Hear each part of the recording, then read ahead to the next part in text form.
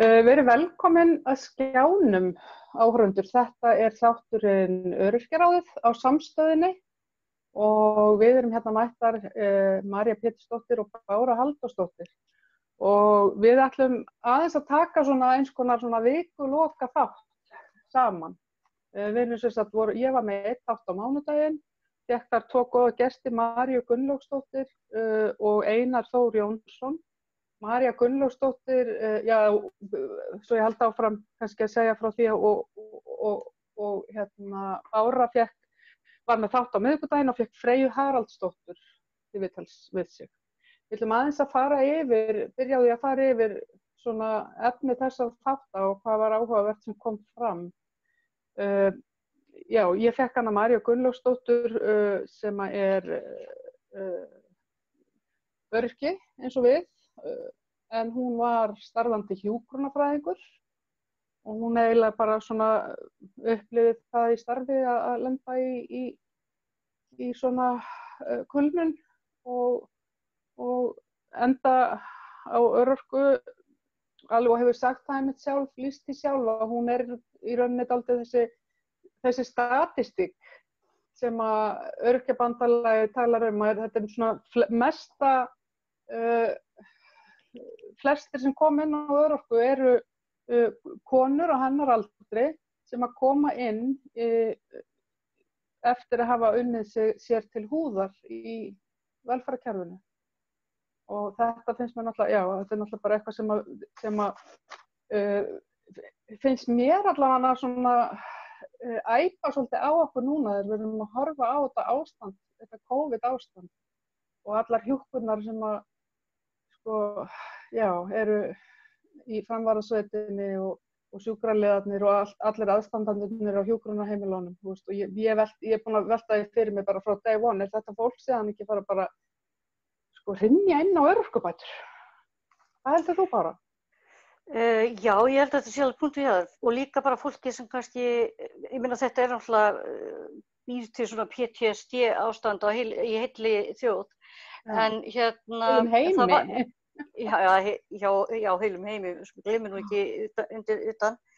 En ég meina það var aukning á öryrkjum eftir hrunið og það kemur einmitt út úr þessu.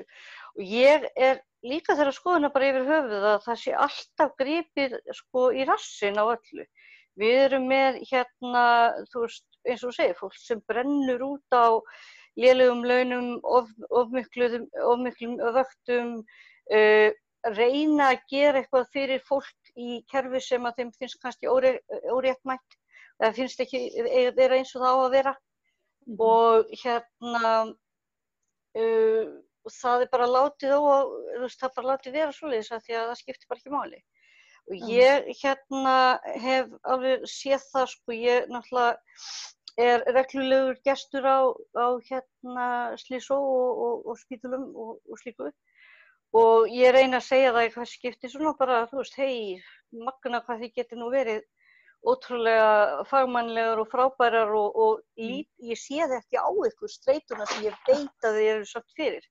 Mamma mín móðir mín er hjúkrunarfræðingur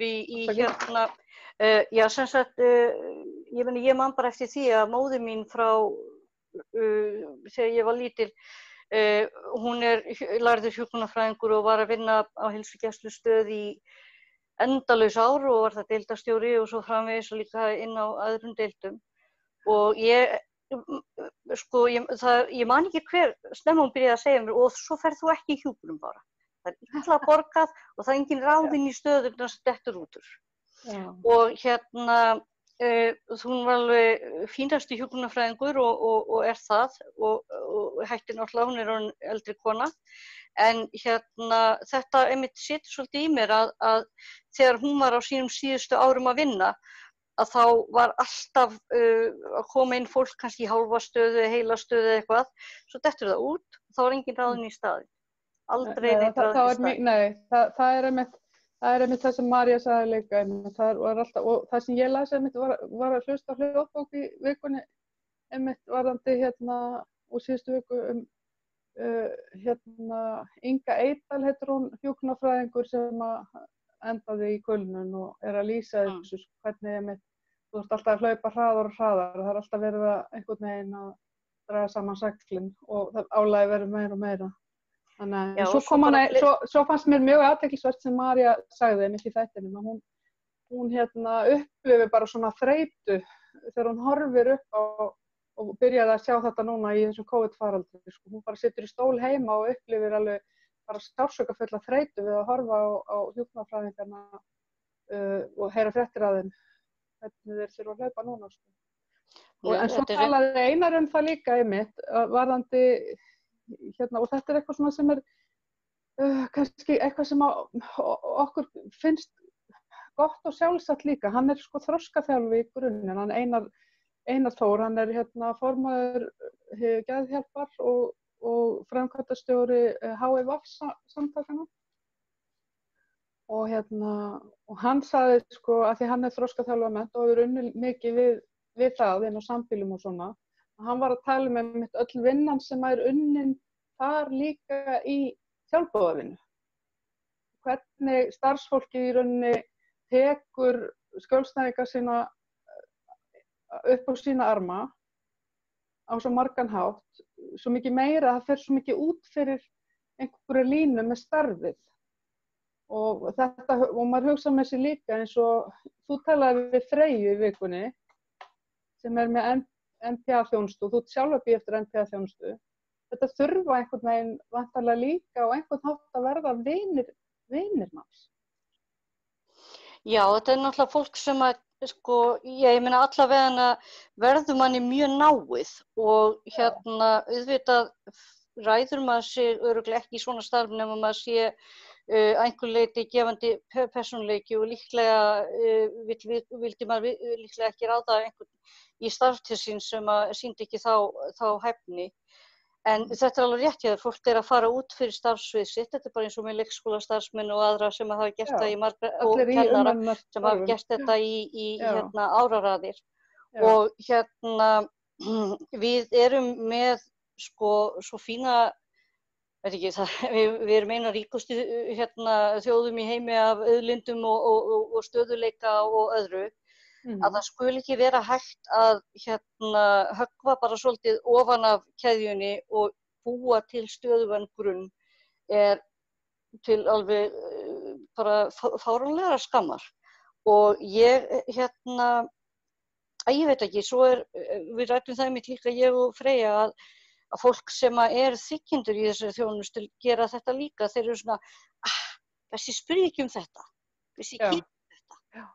Og ég algjörlega ótengt kannski COVID og öðru slíku að þá lenti ég í svona pínu svona innra áfalli bara í síðustu viku að því að ég þurfti að skrúfa af hvað þetta heitir af ofninum svona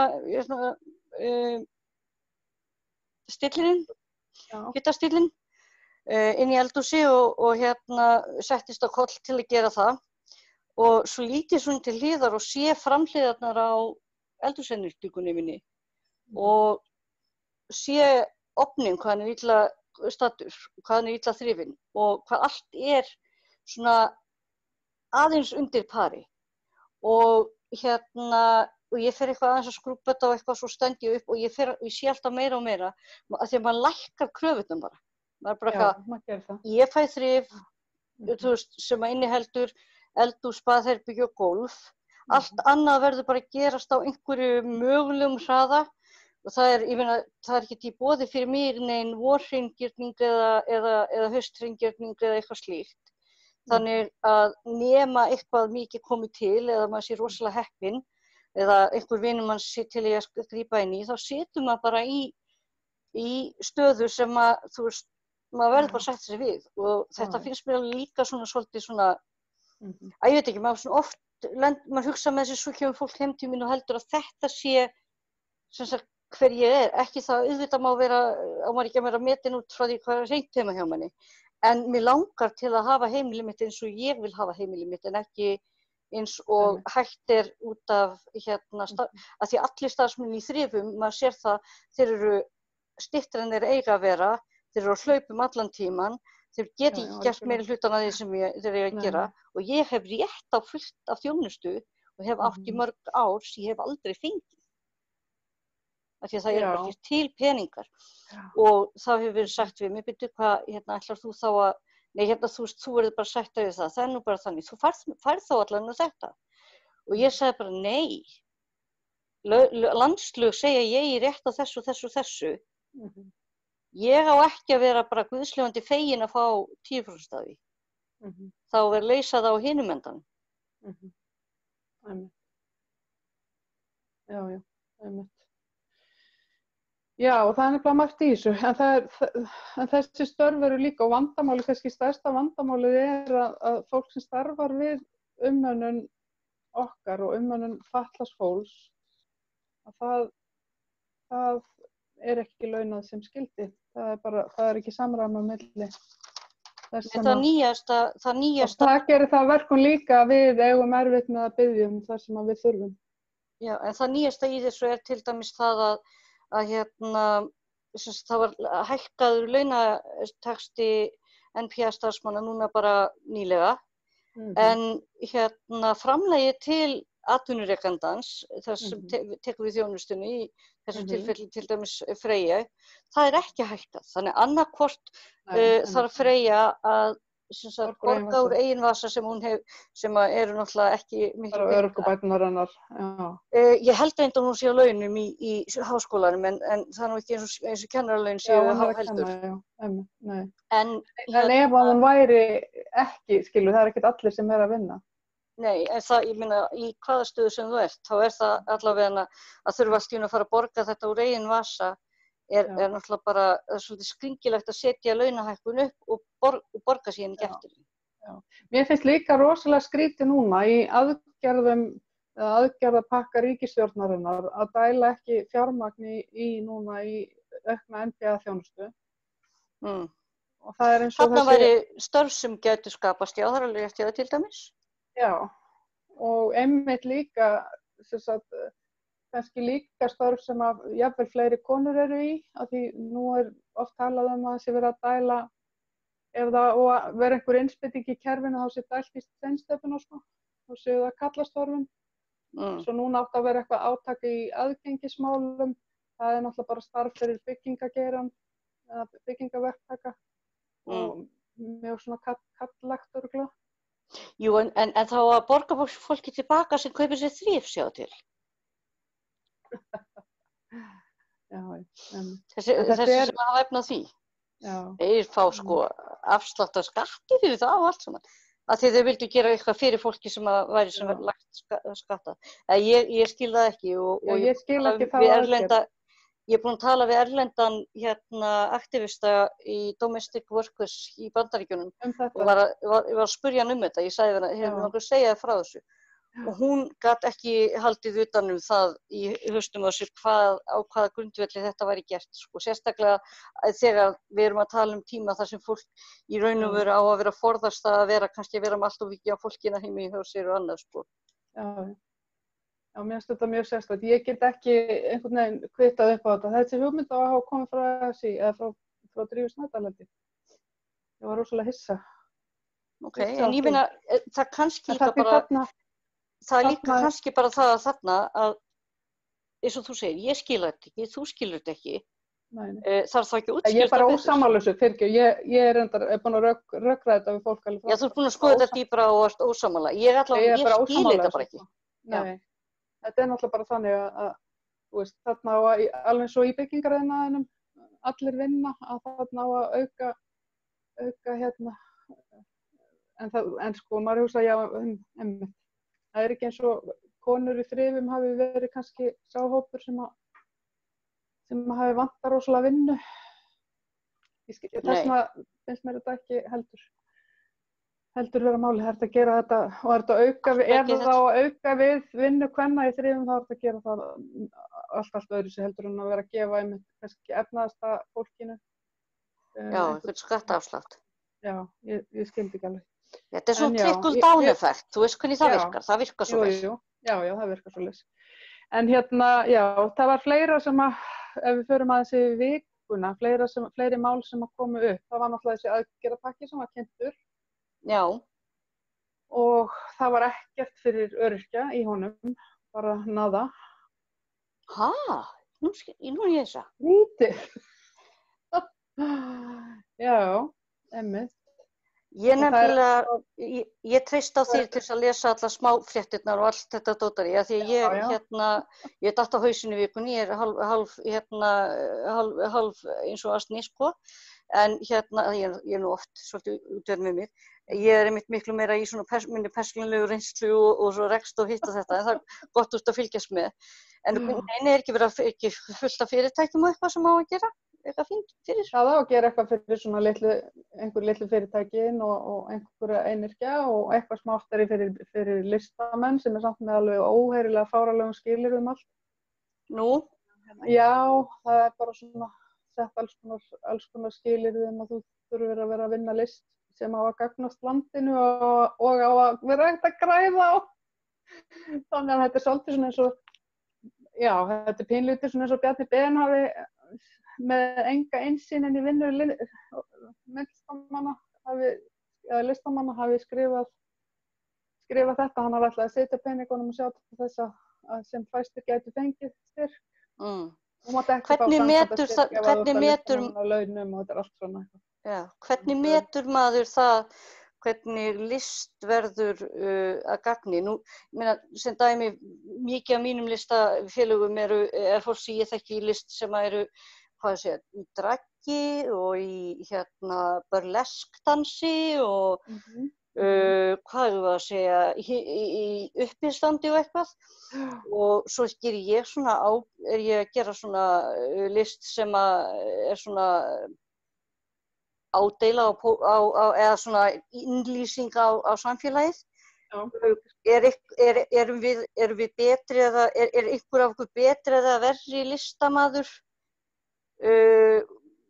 Hvað af okkar list er best fyrir samfélagið eða þjóðina? Ég nægir ekki alveg sko.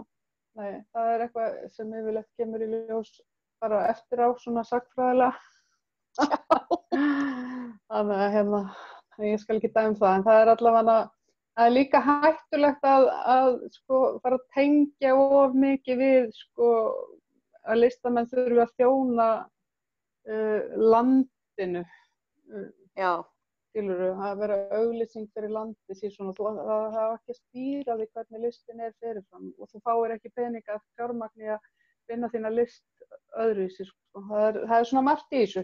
En ég held að það er svona skálegasta sem hefði verið hægt að gera þarna hefði til dæmis verið að auka enn meira við fólk á listamannalaunum í stað þess að því þetta er fólk sem er búið að missa náttúrulega vinnuna þetta er fólk sem hefur mjög mikið verið í ferðaþjónustunni til dæmis til þess að vinna sér inn þær tekjur sem það þarf til þess að geta sinnt listinni og svo er það kannski hluta á ári á einhverjum listamannabók launum en þarf svo að vinna restina og þarna verður atvinnuleysi líka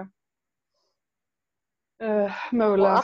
Og allir performerarar, þú veist, allir tónleikar, öll dragsjó, allar leiksýningar, allt þetta, þetta er alveg beint út. En sko, ef við förum síðan og skoðum list sem slíka, nú langar við að segja það sko, að hvað er það sem er að gagnast okkur núna best heima hjá okkur í vesinni? Jú, það er einhverjir tónleikar sem gaurar er að gera á netinu, það er fólk að fara online og sína fræði og svo framvegis. Söfnin er að opna svona netsýningar. Já, einmitt, og þannig að ég held að ég bara ekki setja það bara svolítið í plús, það er greinilega búið að gera gagn fyrir Algjörlega. Og það mun skilja eftir sig, við veitum það alveg, það er bara, sagan segir það, og það gagnast alltaf. Þannig að og í svona kreppum, þá gagnast að setja bara búst í listaheiminn. Það er bara gáðlegast sem hún getur gert. En svo er þetta, en svo er þetta með öryrkjana, þeir eru einhvern veginn, við erum bara skilin eftir enn og ég þekki bara fátæka öryrkja sem eru ennþá bara hvenær fáum við inn á 20.000 kall, erum við ekkert að fara að fá eitthvað annað, hvað á að verða okkur. Þannig að og ég, sá grein, viðtal við hana Þuríði Hörpu í vikunni þar sem hún að tala vitna í Katalínu de Randos sem skýrslugjafi hjá Mannréttindaráði Sameinuðu þjóðanna sem að ítreka það við þjóðir heimsins að það verði að veita fötluðu fólki aukinn stuðning og það verði að bara auka fjárhagsaðstoð núna til þess að koma í veg fyrir meiri fátækt eða meiri hættu hjá þessu fólki. Og ríki heims verða að hafa ríkari ábyrgð gagnvart fötluðu fólki sökum þeirra innbyggðu mismununar sem það býr við.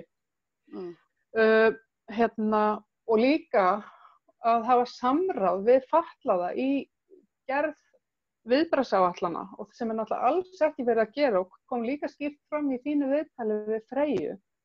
Mér langar einmitt til að tala svolítið það að þarna eru konur tvær sem að ég kannast mjög vel við, Inga og Freyja, sem að eru með NPA-þjónustu. Það koma skýrar leiðbeiningar fyrir fólk í áhættuhópum og sambýlum og bla bla bla og bla bla bla og bla bla bla og þær sitja og bíða eftir því hvernig þær eiga að haga sér sem yfirmenn á sínu heimili með sitt starfsfólk. Síðan kemur upp grunur smit hjá Ingu og það bara, þær veit ekki hvert að fara eftir hlífðabúnaði, þær veit ekki hvernig það að setja hlutina upp og það algjörlega. Þetta nú datt hljóðið þetta út. Að það hafi enginn verið búinn að skoða þann hluta málsins. Ég held að það hafi verið búið að skoða, ég mjög glöð yfir því að það var farið í það að skoða stöðu fíkla og annarra, en það var farið að skoða þá áður. Það var líka allt of seint settar inn allar upplýsingar á öðrum tungumálum. Hvað meinar með að það hafi verið farið í að skoða úrræði fíkla? Ég bara frétti af því að það var verið að hugsa, já við þurfum líka að hugsa þá sem að eru, þú veist, alveg neðst í stiganum núna við þessar aðstæður. Það var ekkert hugsað fíkla. Nei, ég bara man eftir að það var rætt áður en þetta var rætt, fattur þú? Nema bara það sem voru á götunni eða eitthvað svoleiðis, sko, það var verið eitthvað að skoða því, já. En það sem voru í meðferðum voru bara útskrifaður og sendir heim og bæ og ekkert gert fyrir þá. Það kom einmitt fram hjá Einari þegar ég talaði við hann, sko, einmitt. Þetta með, bara við munum sjá bara allar þessar aðgerðir til þess að verjast COVID-inu munu vera, sko, lífshættulegar fyrir suma. Og nú þegar hefur fólk dáið. Jú. En það var einmitt þetta sem ég var að meina, sem sagt, að þú veist, ég heyrði fyrr umræðu það fólk heldur en okkur. Ég heyrði náttúrulega fyrst umræðu aumingja fyrirtækisstjórana. Það er náttúrulega allt sem maður heyrði bara mjög snemma af og mikið af og alltaf talað Já, aumingja þeim. Sem eru ekki með neina baksjóðu og eiga ekkert sér til varnar þegar allt fer af stað, sko. Já, einmitt. Þetta er svona. Heyrðu, já. En það var líka verið, við töluðum líka það, ég og hún, Freyja, sem ég langaði til að nefna, þetta með, þetta sem sagt, fyrir utan náttúrulega viðbrögðin sem í gangi, að þá skellur þetta á fólki sem þegar í vondri stöðu. Já. Staða öryrkja búin að vera ömurleg. Fólk í fjárkröfum. Þegar þetta gerist allt í einu og maður þarf allt í einu að loka sig að heiman og auka við sig útgjöld í, kannski vil láta fá hluti heimsend og svo framvegis og neita sér ég og margir eigum eftir að þurfa að fara í gegnum rosalega hart ferli hjá sjúkraþjálfum eftir þetta og ýmsar aðra þjónustur meðferðir sem þurft að fresta. En þarna situr fólk og að svona berjast í sínu ekki það góða ástandi fyrir og þetta bætist ofan á Og ég held að það sé bara, fólk áttur sig ekki á því hve erfitt það að líka sko, ég meina, ein vinkona mín sem sagði mig að þú veist, fátækur öryrki og svo kom allt í einu öll börnin í heimtíðin. Já, það sem ég gerði minnast á það. Sem fengu mat í skólanum, voru ekki eins mikið heima, borðuðu ekki eins mikið heima, höfðu meira fyrir stafni, þannig að þú þarfst ekki að hafa fyrir þau, fékkst smá hvíld frá þeim að því að þú ert veikmanneskja og öryrki og allt í einu þetta orðið eitthvað sem að þú þarfst að takast á við aukalega. Það svo margt. Og ekki bara það að fá skólabörnin heim, heldur líka kannski fullorðna börnin þín sem eru búin að missa vinnuna. Já, fyrir og fæta heim, þannig að þú veist, það eru alls konar ástæður og svo öryrkjarnir sem hafa verið staddir erlendis og verið kannski að borga tímabundið eitthvað sem að Tryggingastofnun vill núna meina bara þeir megi ekki. Voru þeir ekki að njósna okkur? Jú, ég voru bara að njósna okkur og við tökum nú bara heilan þátt í þá umræðu ára. Því það alveg, náttúrulega bara gríðarlega. Fáum ykkur fróða menn til að segja okkur smáatriðin í þeirri. Það voru alvarlegt mál. Maður bara verður alveg fjúrur. Og konur. Og konur, já. Þannig að en já, það eru svo ótal margar ástæður fyrir því að það verður dýrara fyrir öryrkja að vera heima í þessu COVID ástandi heldur en annars. Þannig að það er svo mikil vanþekking hjá ríkisstjórninni að einhvern veginn halda að fyrir utan það náttúrulega bara þá verður búið að hækka örorkulífeyrin fyrir löngu síðan, en þess að við bara lifum ekkert á þessu. Svo líka bara höggið niður þjónusta, ég meina fólk misti þrif, fólk misti heimaþjónustu, fólk misti alls konar hluti að því að það var forgangsraðað og svo framvegis. Ég var einstaklega heppin að það gerðist ekki hjá mér nema í einu tilfelli og ég svo vön því að hafa ekki neitt að ég sagði bara já og amen. En ég veit fólk sem er í verri stöðu. Hvernig var það ekki líka meðan upp á Reykjalundi sem þú veist að segja mig frá?